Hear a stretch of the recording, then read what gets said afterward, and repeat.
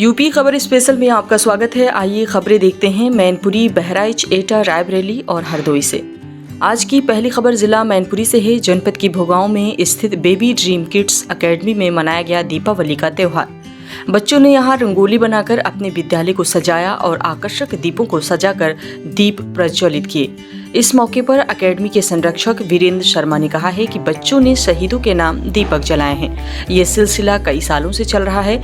सभी को दिवाली की शुभकामनाएं। इस मौके पर विद्यालय के प्रबंधक के अलावा विद्यालय का स्टाफ मौजूद रहा।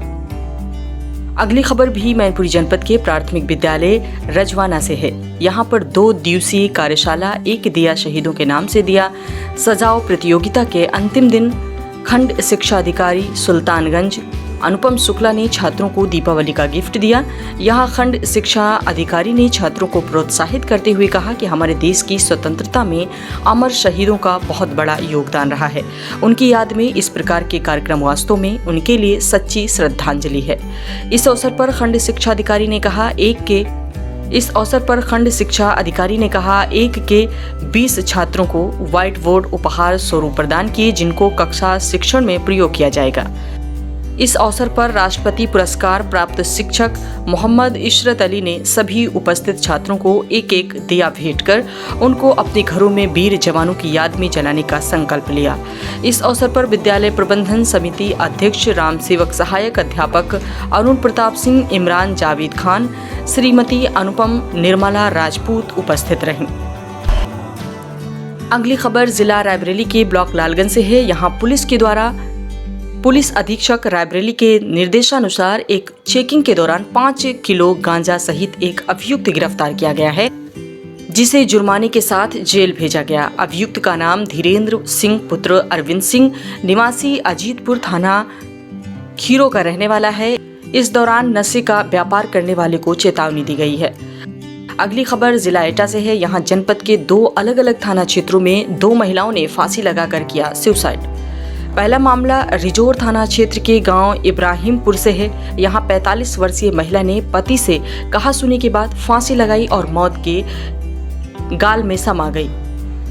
घटना के बाद परिवार में कोहराम मचा। वहीं दूसरा मामला कोतवाली देहात क्षेत्र के गांव नगला गली का है। यहाँ 25 वर्षीय विवाहिता बबीता ने ससुराली जनों से परेशान होकर लगाई फांसी।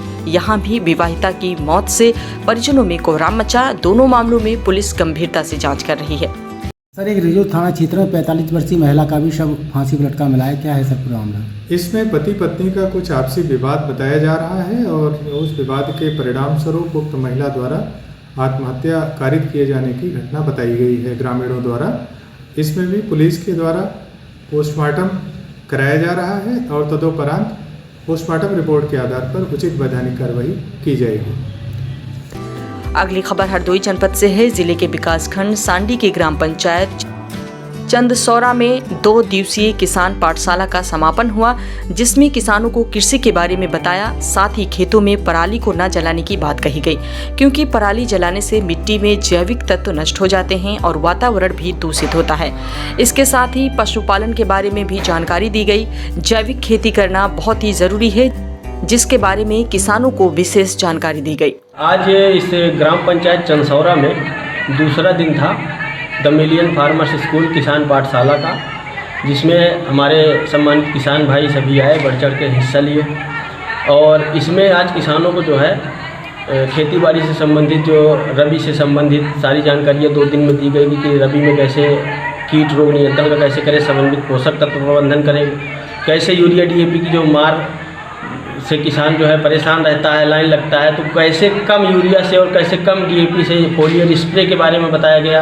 जैविक खेती के बारे में बताया गया, जिसमें रसायन ज़्यादा डालने की ज़रूरत नहीं है, किसान को परेशान होने की ज़रूरत नहीं है। पराली प्रबंधन के लिए किसानों को बताया गया कि कैसे वेस्ट डिकम्पोजर आपको यहाँ उपलब्ध भी कराया गया, किसानों को भी वितरित किया गया। तो इससे किसान कैसे एक डिब्बी से पूरा गांव बना सकता है। हालांकि यहाँ पे 15, 20, 50 किसानों को ये वितरण किया गया है। आज की अंतिम खबर बहराइच से है। यहाँ कल अपर पुलिस अधीक्षक ग्रामीण अशोक कुमार द्वारा अंतर्राष्ट्रीय बॉर्डर नेपाल सीमा पर पैदल गश्त और पेट्रोलिंग की गई। इस दौरान दीपावली पर शांति व्यवस्था के दृष्टिगत अंतर्राष्ट्रीय सीमा रुपई डीहा कस्बे में क्षेत्राधिकारी नानपारा, प्रभारी निरीक्षक रुपई, डीहा और अन्य संबंधित पुलिस बलों के साथ पैदल गश्त पेट्रोलिंग किया गया।